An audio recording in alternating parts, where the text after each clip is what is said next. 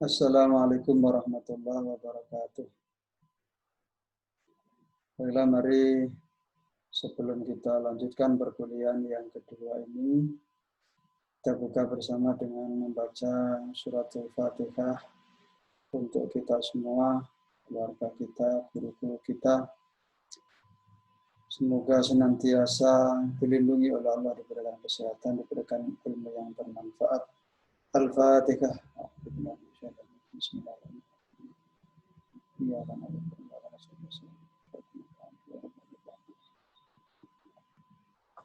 Baik, kita memasuki materi yang kedua. Pertemuan yang kedua, materi tentang pengantar fikih muamalah. Nah, di dalam pertemuan yang kedua ini, kita akan mendiskusikan, akan membahas tentang beberapa hal seputar fikih muamalah. Mulai dari pengertian sampai ruang lingkupnya. Nah, sebelum kita masuk pada apa itu fikih muamalah, kita perhatikan ada beberapa ayat Al-Quran yang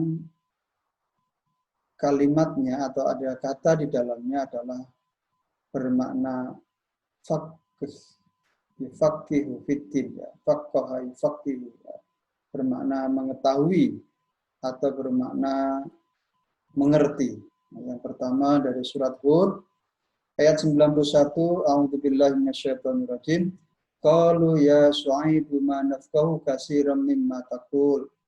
Kata ma nafqahu artinya adalah tidak banyak mengerti ya. Faqih di sini diartikan mengerti. Yang kedua, kata faqih atau dari asal mula fikih nantinya ya, itu di dalam surat At-Taubah, a'udzubillahi minasyaitonirrajim. Falaula nafara min kulli firqatin minhum ta'ifatun liyatafaqahu fid-din. Artinya yatafaqahu di sini diartikan sebagai pengetahuan. Jadi fikih bisa diartikan memahami, mengerti, bisa diartikan sebagai pengetahuan. Yang berikutnya adalah hadis Rasulullah, may yuridillah bihi khairan, may yuridullah bihi khairan yufaqihu fiddin. Ada kalimat lain, may yuridillah bihi khairan yufaqihu fiddin. Barang siapa yang Allah menghendaki kebaikan padanya akan dipahamkan dalam agama. Jadi kata faqih di sini diartikan sebagai paham. Maka dari segi bahasa kita melihat bahwa fikih itu maknanya bisa pemahaman, pengetahuan, atau pengertian. Orang yang memahami, orang yang mengetahui, orang yang mengerti, itu disebut faqih. Adapun menurut istilah di dalam syariat, ya, fikih artinya adalah al-ilmu bil ahkami syar'iyyati al-amaliyatil muktasabiyah min adillatiyat tafsiliyah. Jadi makna fikih itu adalah ilmu, pengetahuan tentang hukum-hukum syariat Islam ya, mengenai perbuatan manusia dari al-ahkam syar'iyyah, hukum yang bersifat syariat, al-amaliyah yang bersifat perbuatan, mengenai perbuatan, al-muktasabah, ya, perbuatan-perbuatan manusia, ya, dari pekerjaan, min adillatiyah, dan diambil dari dalil-dalil at-tafsiliyah yang terperinci. Jadi fikih adalah pengetahuan tentang hukum-hukum syariat Islam mengenai perbuatan manusia yang diambil dari dalil-dalil secara terperinci. Ya, dalil-dalil yang diambil dalil ahkam. Ya. Nah, itu fikih. Sekarang muamalah. Apa muamalah? Ada fikih muamalah, ada fikihnya sendiri, ada muamalah sendiri. Nah, muamalah itu secara bahasa Arab itu semakna dengan mufa'alah. Artinya mustarak. Jadi mufa'alah, muamalah itu bermakna saling. Ya. menggambarkan aktivitas yang dilakukan oleh seseorang dengan orang atau beberapa orang untuk memenuhi kebutuhan masing-masing. Yang maknanya adalah saling. Sehingga tidak dikatakan muamalah kalau orang itu melakukan pekerjaannya sendiri. Nah, tidak saling. Makanya yang kita bahas misalnya buyuk jual beli itu pasti ada penjual, ada pembeli. Saling muamalah atau mufa'alah, dari fa'ala yufa'ilu mufa'alatan. Ya. Jadi bermakna saling. Itu muamalah. Jadi kalau ada satu perbuatan yang terjadi antara satu orang dengan orang lain, baik orang lain itu sendiri atau banyak bersama-sama, maka itu muamalah. Nah, perbuatan manusia yang berhubungan dengan pekerjaan tentunya. Karena ada yang fikih. Kemudian secara terminologi, pengertian muamalah dibagi menjadi dua.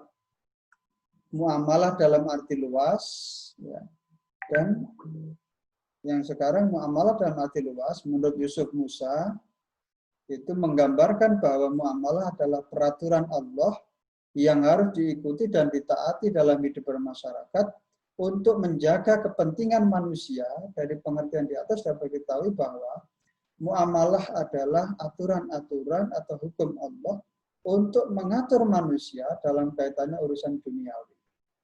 Jadi maknanya masih sangat luas. Jadi segala hukum Allah atau peraturan Allah yang harus diikuti dan ditaati dalam hidup bermasyarakat untuk menjaga kepentingan manusia. Jadi makna muamalah dalam awalnya, arti luasnya, itu mencakup semua hal yang berkenaan dengan seluruh hajat hidup manusia. Nah, nanti saya jelaskan lagi lebih detailnya di pembahasan berikutnya.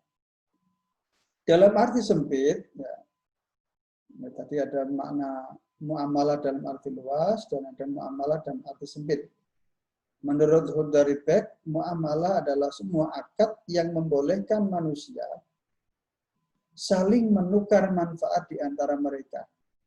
Yang menukar manfaat. Ada yang punya uang, manfaatnya uang ditukar dengan manfaatnya barang. Menukar manfaat.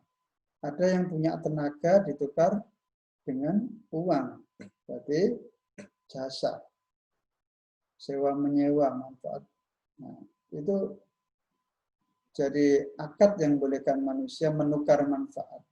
Sehingga efek makna ini tidak boleh orang tukar-menukar atau bertransaksi atas sesuatu yang tidak ada manfaatnya. Nah, ini kenapa? Karena makna muamalah itu adalah akad yang bolehkan manusia saling menukar manfaat di antara mereka. Makanya kalau sesuatu tidak ada manfaatnya, nggak boleh ditukar, nggak boleh dijual belikan. Itu melanggar prinsip syariah dalam muamalah.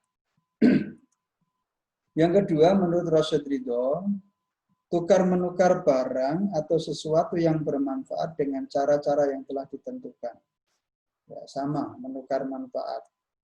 Ya, jadi muamalah dalam arti sempit adalah aturan-aturan Allah yang wajib ditaati, yang mengatur hubungan manusia dengan manusia dalam kaitannya dengan cara memperoleh, mengembangkan harta benda. Memperoleh dan mengembangkan harta benda. Nah, jadi bagaimana cara memperolehnya, bagaimana cara mengembangkannya, cara menggunakannya, itu semua diatur di dalam fikih, namanya fikih muamalah. Dengan dasar itu, maka salah satu ulama Hanafiyah, Ibnu Abidin, membagi muamalah menjadi 5 bagian. Yang pertama, al-mu'awwadah al-maliyah, atau pertukaran harta benda. Yang kedua, amanah atau akad yang bersifat amanah. Contohnya apa? Wadi'ah, ariyah, nanti ada rohan dan sebagainya. Ada kafalah, ya, ada wakalah, itu amanah. Kemudian yang ketiga, munakahat, zawaj, hukum perkawinan. Itu dulunya masuk di dalam muamalah. Karena munakahat juga berhubungan antara manusia, kepentingan manusia. Jadi tidak berkenaan dengan ibadah yang mahdoh. Yang keempat, muhassamat, hukum acara. Tuntutan, pengadilan, nah, itu masuk muamalah. Sehingga muamalah luas sekali. Oleh karenanya kalau HKI mempelajari muamalah sebenarnya ya nggak ada masalah. Justru tepat. Karena kita jadi tahu bahwa sesungguhnya awal mula dari dipecah-pecahnya keilmuan, ya, dari hukum keluarga Islam yang berarti harus yang dipelajari berkenaan dengan nikah, cerai, ya, nikah, talak. Padahal sesungguhnya semua dulunya muamalah. Jadi dengan begini Anda jadi tahu bahwa sesungguhnya awal mulanya itu semua disebut muamalah, ya, karena sifatnya yang selain ibadah itu muamalah. Ini kita lihat berikutnya. Yang kelima, at-tarikah, hukum kewarisan. Nah, kewarisan juga masuk muamalah. Nah, itu ada 5 itu tadi, sangat luas. Nah, kita lihat kenapa 5 itu menjadi kajian fikih muamalah. Ya karena secara umumnya dulu ada ibadah, ada muamalah, dibagi 2 saja. Sementara hukum asal ibadah, jadi ibadah itu ta'abbud, itu artinya penyembahan kepada Allah.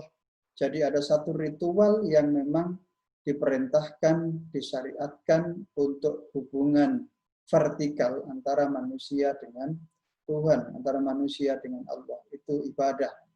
Nah, hukum ibadah, hukum asal ibadah, al-aslu fil ibadah at-tauqif. Jadi hukum asal dari ibadah itu adalah berhenti. Artinya kalau tidak ada perintah untuk ibadah, tidak boleh melakukan ibadah. Tidak ada perintah untuk sholat menghadap ke timur, nggak boleh sholat menghadap ke timur. Tidak ada perintah sholat 10 kali sehari semalam, tidak boleh sholat 10 kali sehari semalam. Ya, kecuali kalau pada malam hari kan sudah ada ketentuannya. Tapi kalau sholat yang sifatnya fardu, ya ikuti apa ketentuan yang sudah ada. Tidak boleh dilebih-lebihkan. Tidak boleh sholat zuhur karena biar pahalanya banyak, sholatnya 8 kali atau 8 rakaat, tidak boleh. Jadi karena al-aslu fil ibadah at-tauqif. Ya. Ya, jadi itu sampai ada hatta yatulu alat dalil, sampai ada dalil yang memerintahkan. Sementara itu, sebaliknya hukum asal muamalah al-aslu fil muamalah al-ibahah. Hukum asal dari muamalah itu diperbolehkan, ya. Illa ayyadulat dalil ala tahrimiha. Ya. Jadi hukum asal dari muamalah itu diperbolehkan kecuali memang ada petunjuk Al-Qur'an ataupun hadis Rasulullah sunnah yang mengharamkannya. Itulah makanya Rasulullah sendiri memberikan kesempatan yang luas kepada hambanya, kepada umatnya untuk beristihad berkenaan dengan muamalah. Ya. Bahkan sampai Rasulullah, antum a'lamu bi umuri dunyakum.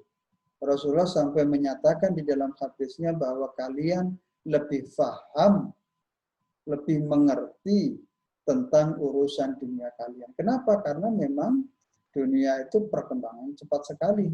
Berhubungan dengan muamalah cepat sekali. Sehingga tepat sekali ketika ada kaidah yang menyatakan bahwa lal aslu fil muamalah al ibahah. Jadi prinsipnya semua selain ibadah itu boleh kecuali ada yang melarang. Nikah dengan siapa saja boleh kecuali yang dilarang. Siapa? Misalnya nikah dengan mahramnya, nikah dengan ibunya, nikah. Nah, itu kan ada larangannya jelas. Makan apa saja boleh. Itu muamalah. Kecuali yang dilarang. Makan apa? Makan bangkai, makan darah. Itu dilarang. Nah, kemudian makan harta apa saja boleh. Nah, kecuali misalnya ada la ta'kulur riba, tidak boleh makan riba. Ya. Ada innamal khamru wal maisru wal ansab wal azlamu rijzum min amali syaiton. Melakukan apa saja boleh, tapi nggak boleh melakukan perjudian, tidak boleh mengadu nasib, tidak boleh minum khamr. Nah, kenapa? Karena ada aturannya. Selain yang ada aturannya boleh. Itu namanya al-aslu fil mu'amalah al-ibahah. Nah, selanjutnya kita lihat kedudukan fikih muamalah. Ya. Kalau tadi sudah kita lihat makna muamalah, kemudian bagaimana hukum asal ibadah dengan muamalah. Nah, kita lihat. Sekarang dari Al-Quran dan As-Sunnah, ini kemudian terpahami, ada makna-makna atau ada ayat-ayat yang bermakna syariat, bermakna perintah. Ada ayat-ayat yang tidak mengandung unsur syariat. Misalnya cerita-cerita tentang Ashabul Kahfi itu bukan syariah. Tapi ada ayat-ayat yang sifatnya syariah, yang berkenaan dengan hukum-hukum. Syara'a itu jalan, ya. Al-manba, ya, jalan. Suatu jalan menuju sumber mata air, itu makna asalnya syariah. Nah, kemudian syariah itu juga kemudian dimaknai sebagai jalan menuju ridhonya Allah. Ya, jalan yang ditetapkan oleh Allah. Nah, itu syariah. Nah, syariat itu kemudian ada 3 pembagian. Ya. Syariat sendiri itu ada yang bersifat akidah, ya, perintah ketentuan tentang akidah. Ya. Ada yang bersifat amaliyah atau yang sering juga disebut sebagai syariah, tapi syariah yang sudah spesifik. Ya. Kemudian ada juga yang ketiga adalah syariah yang mengatur tentang akhlak. Jadi ada akidah, ada amaliyah, ada syariah S-nya kecil, kemudian ada akhlak. Ya, atau misalnya di atas itu syariahnya dia ganti sebagai Islam. Islam itu ada akidah, ada syariah, ada akhlak. Ya, ini kalau ini diganti dengan Islam, misalnya Al-Quran dan Sunnah perintah secara khusus di sini Islam, maka ini akidah, syariah, akhlak. Atau menggunakan syariah yang S besar, jadi ini akidah, kemudian syariah S-nya kecil, kemudian akhlak. Kenapa? Karena yang di sini, yang syariah di sini sudah spesifik. Nah, kemudian kita nggak akan membicarakan mengenai akidah atau akhlak, dan ada pembahasan sendiri. Yang kita bahas di sini adalah mengenai syariah. Syariah yang S kecil tadi, turunan dari syariah yang sifatnya umum, itu terbagi lagi menjadi 2. Ada ibadah, ada muamalah. Ya, ini syariah dalam arti khusus, ya, kalau ini dalam arti umum, ya. Ada muamalah, ada ibadah. Nah, jadi ini juga masih sangat luas. Muamalah yang bermakna luas tadi.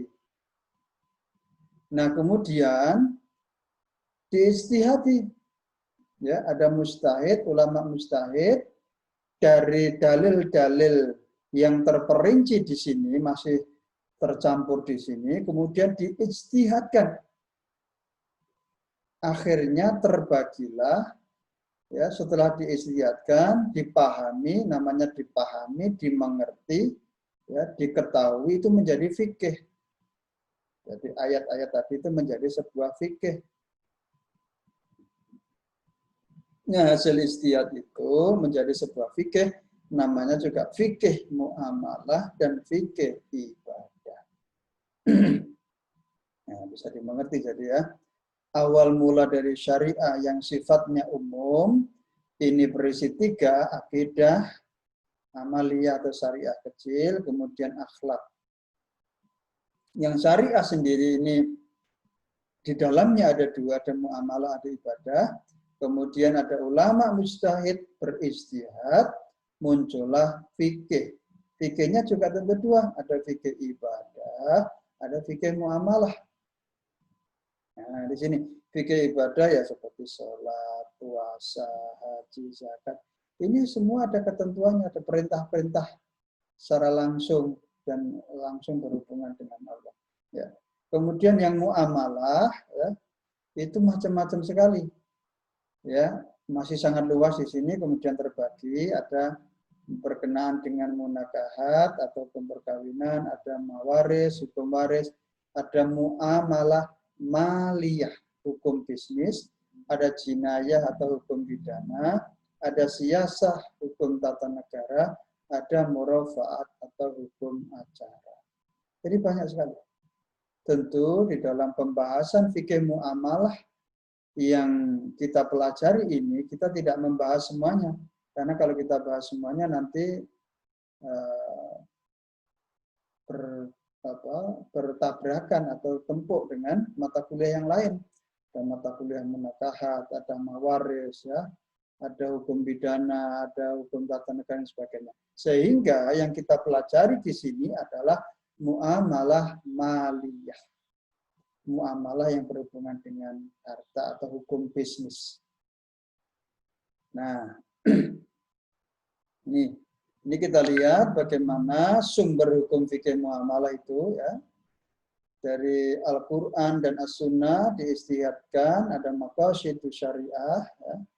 Ada maqasidus syariah, misalnya Al-Ahkamul Khamsah, ya, ada khifduddin, memelihara agama, khifdul nasl, memelihara keturunan, khifdul nafas, memelihara jiwa, khifdul mal, memelihara harta, kemudian khifdul akal, memelihara akal.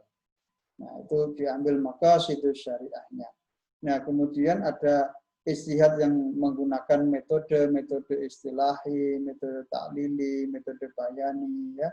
Kalau metode bayani ini pasti yang berhubungan dengan bahasa, kebahasaan. Sehingga ada akhirnya ketemu, misalnya di dalam Al-Quran itu ada perintah wala ta'kulu ambalakum bainakum bil batil, la ta'kulu ambalakum bainakum bil batil illa an takuna tijaratan minkum. Nah, misalnya. Itu ada kalimat nahi, la ta'kulu. Nah, sehingga maknanya bagaimana lah? Itu namanya pemaknaan menggunakan bayani. Kemudian ada yang menggunakan taklili, jadi dicari ilatnya. Ilatnya itu apa? Misalnya hadis atau yang ayat berkenaan dengan khamr. Ini misalnya pertama di dalam ayatnya innamal khamru wal maisiru wal ansabu rizqun min amali syaitan. Kemudian dalam hadisnya ada hadis yang lebih spesifik menjelaskan tentang khamr. Kullu muskirin khamrun wa kullu khamrin haramun. Ya. Jadi setiap yang memabukkan itu adalah khamr dan setiap khamr itu adalah haram.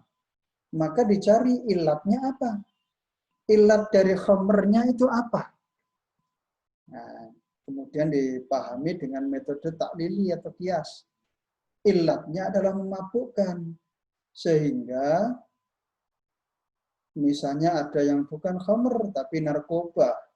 Ternyata narkoba bahkan justru lebih memabukkan daripada khamr, maka dia hukumnya haram. Nah, itu menggunakan metode kias atau taklil. Selanjutnya ada menggunakan metode istilahi, ya, metode makna yang lain, ya. Jadi misalnya menggunakan uruf, ya. Uruf itu ya adat istiadat. Ya. Ada metode istihsan, jadi mengambil mana yang baiknya, ya, dan seterusnya. Itu metode-metode istihad yang digunakan di dalam menggali dari sumber hukum fikih muamalah. itu semua tentu dipelajari di dalam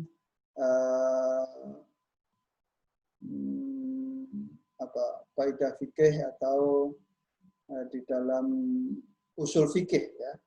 Yang metode-metode tadi itu tentu semuanya dibahas di dalam usul fikih, bukan dibahas di sini. Saya hanya memberikan singkatnya saja. Selanjutnya proses terbentuknya hukum fikih dari sumber hukum, ya.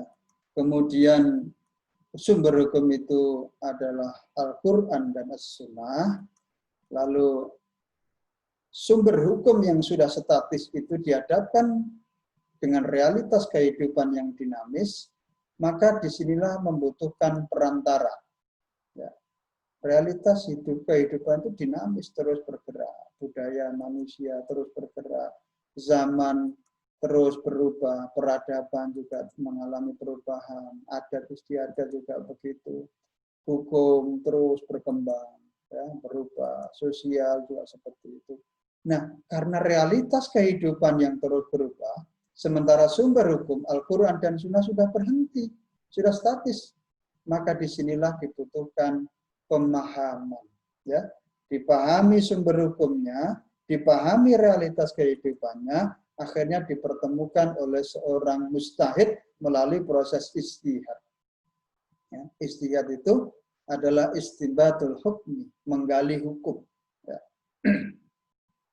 Dengan kesungguhan ya, tentunya. Nah, dari ijtihad kemudian muncullah fikih. Nah, tentu di dalam proses ijtihad seorang ulama pasti memperhatikan kaidah-kaidahnya, memperhatikan metode-metodenya tadi, seperti metode menggunakan bayani atau taklili atau menggunakan istilahi. Ya. Kemudian ada kaidah-kaidahnya, misalnya kaidah tentang bagaimana mengijtihadkan jika ada percampuran antara sesuatu yang haram dengan sesuatu yang halal. Ada percampuran antara yang najis dengan yang tidak najis. Maka hukumnya bagaimana? Kemudian ada kaidah idza talatal halal wal haram ulibal haram misalnya. Ketika bercampur sesuatu yang halal dan haram, maka dimenangkan yang haram. Artinya apa? Lil ikhtiyar, untuk hati-hati. Tapi kemudian ulama sekarang berpikir lebih jauh lagi, bahwa jika haram dan halalnya itu masih bisa dipisahkan, bisa dikenali, maka yang halal tetap halal, yang haram tetap haram. Kenapa? Ya karena ada hadis juga bahwa al-haram al-halalu bayyinun wal haramu bayyinun. Halal itu jelas dan haram itu jelas. Maka jika bisa menggunakan misalnya metode yang dipakai oleh MUI sekarang, at-tafriq baina halal wal haram, ya. Memisahkan, ya. Memisahkan antara yang halal dan haram. Contohnya apa? Ya kalau di dalam perbankan syariah misalnya ada sumber modalnya itu dari bank konvensional, ada yang dari bank syariah sendiri. Yang dari bank konvensional itu maka dicatat. Nah, sehingga tidak dianggap semua nanti statusnya menjadi riba, tidak, tapi bisa dipisahkan. Selagi bisa dipisahkan dengan metode at-tafriq, dengan pencatatan dan sebagainya itu, maka yang halal tetap halal, yang haram tetap haram. Ini ya, ini proses terbentuknya hukum fikih ya. Jadi mulai sumber hukum yang statis, realitas kehidupan yang dinamis dipahami oleh seorang mujtahid dengan proses ijtihad. Mujtahid itu ulama yang memperhatikan kaidah-kaidahnya, jadilah fikih. Dan fikih hukumnya tentu macam-macam. Dari pemahaman tadi itu ada yang oh ini wajib, ya, ini sunnah, ini mubah, ini makruh, ini haram. Nah itu. Selanjutnya hukum fikih tadi ada wajib, sunnah, mubah, ya. Nah, itu kita sudah maklum semua ya. Wajib suatu kalau dikerjakan ya dapat pahala, ditinggalkan dapat dosa dan seterusnya. Ini tentu bisa dimengerti, semua sudah paham. Ya.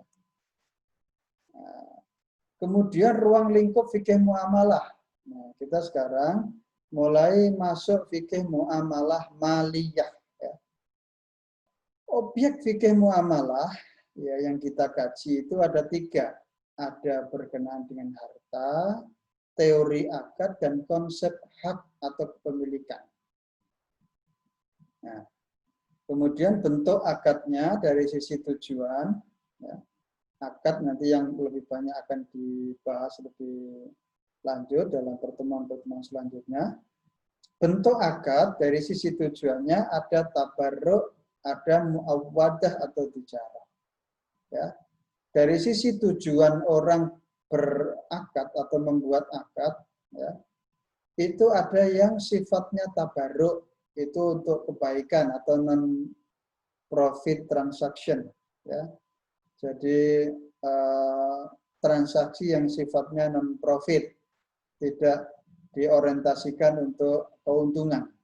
Ada yang muawwadah atau tijarah yang atau perdagangan, ya, yang orientasinya adalah profit transaksi, transaksi yang tujuannya untuk keuntungan.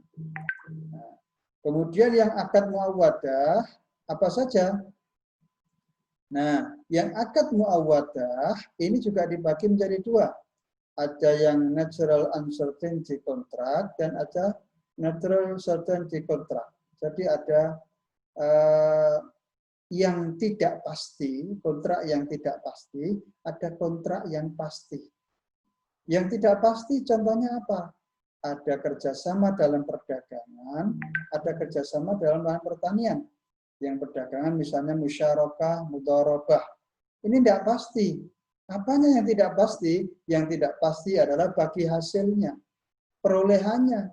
Misalnya orang membuat kerjasama, saya sebagai mudharib dalam mudharabah, Anda sebagai sahibul mal, atau saya sebagai sahibul mal dalam konsep mudharabah, Anda sebagai mudharib, sebagai pekerjanya.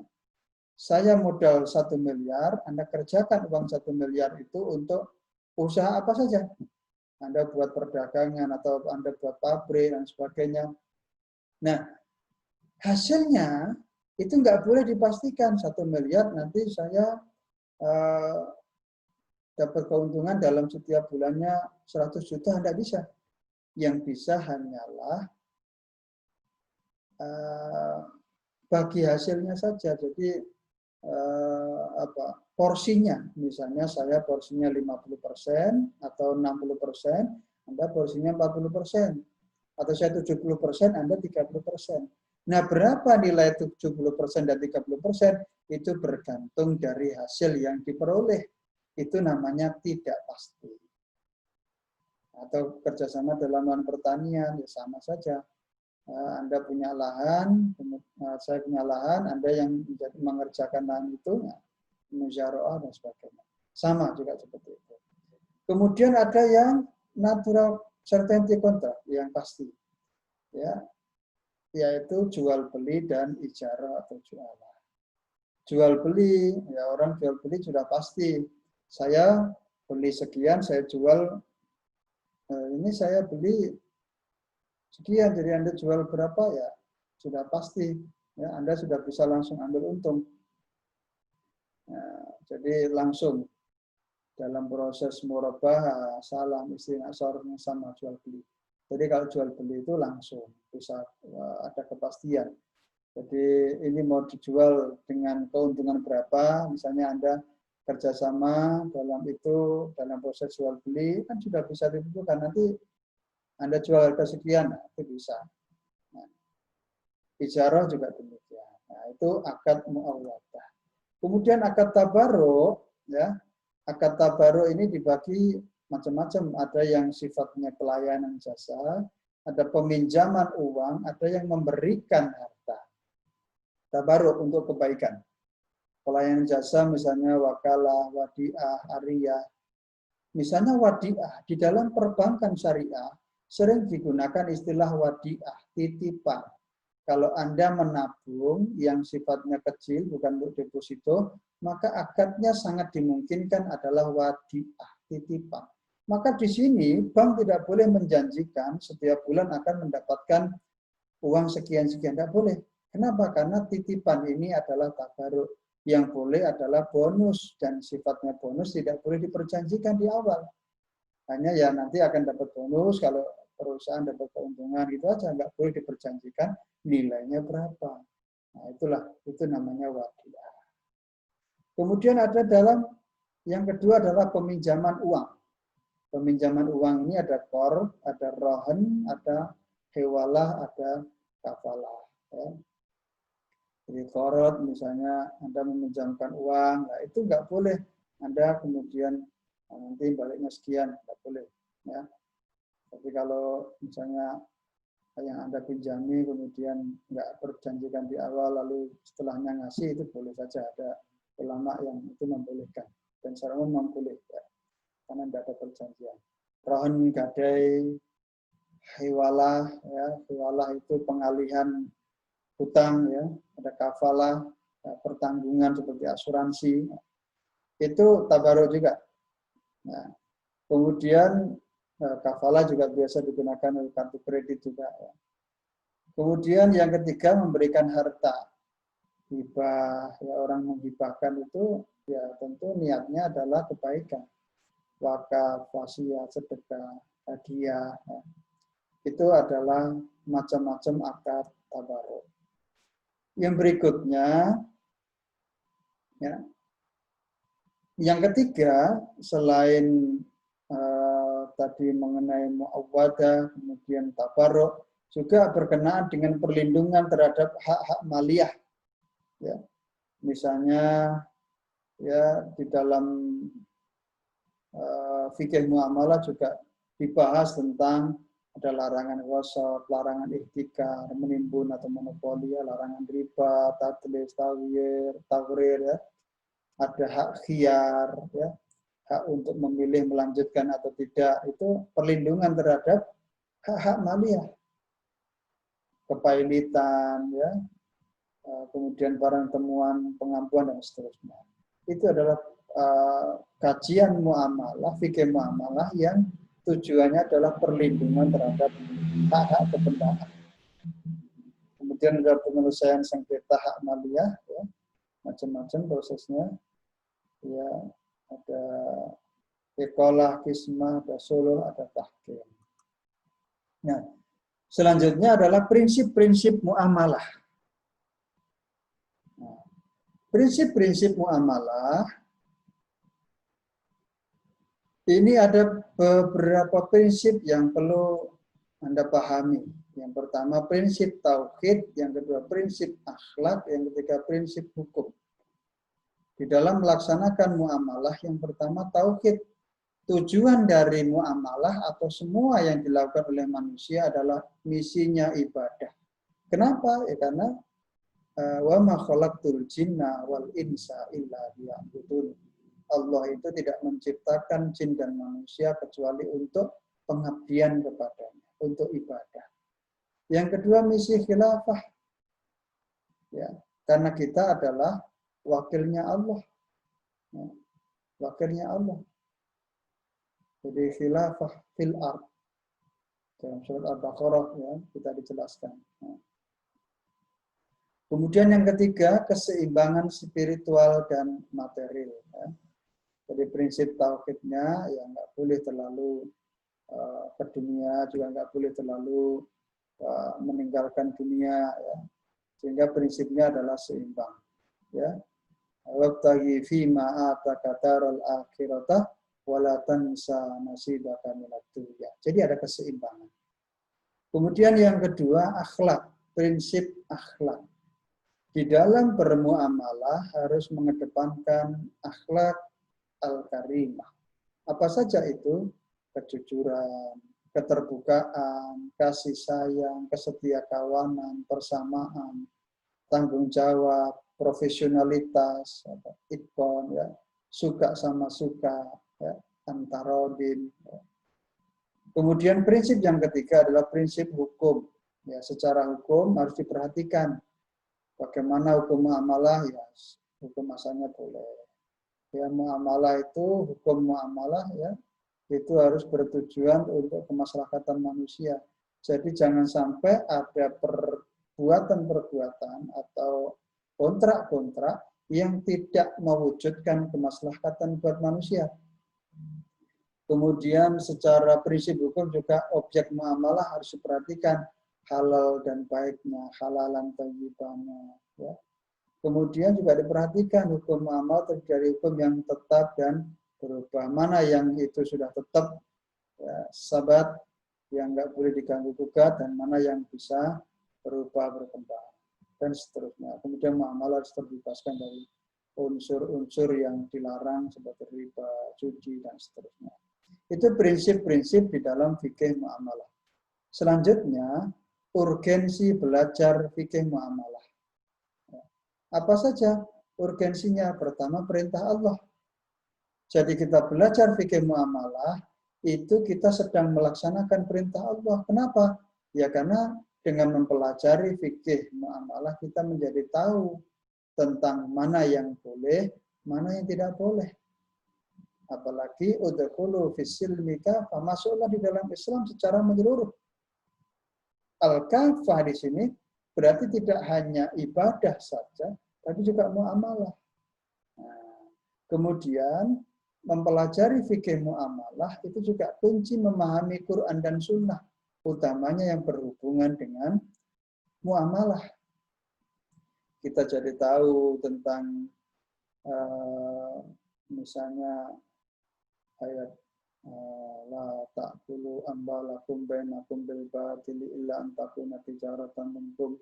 Nah, itu maksudnya apa ya? Setiap harta yang kita makan itu ya harus melalui proses transaksi yang benar. Ya, tijarah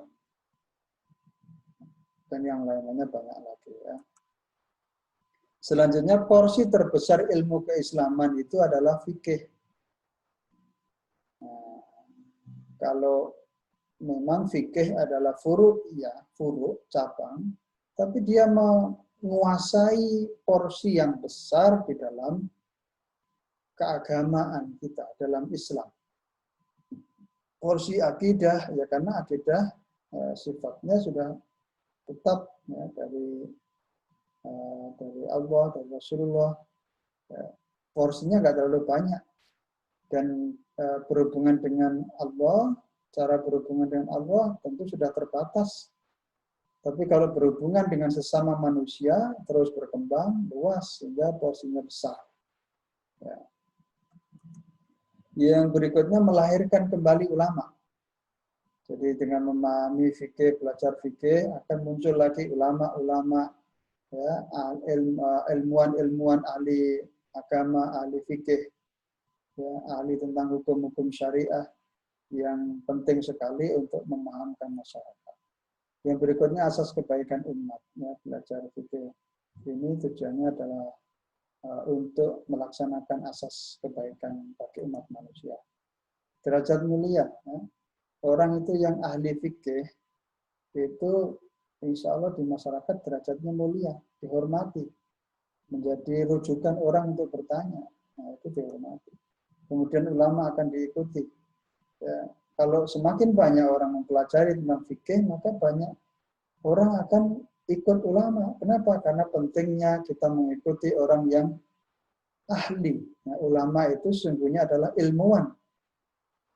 Ulama itu tidak hanya ilmuwan agama, tapi ya semua ilmuwan. Tapi dalam hal ini ya ulama yang berhubungan dengan fikih, yang kaitannya dengan pemahaman kehidupan manusia yang dikaitkan dengan keagamaan kita. Yang berikutnya akan menghilangkan perpecahan. Kenapa banyak orang yang saklek, ya, yang kalau tidak seperti yang dia pahami dianggap salah, orang lain tidak benar, ya. Itu karena dia tidak paham. Nah, dengan fikih ini akan memahamkan kita. Oh, ternyata ayat ini maknanya begini.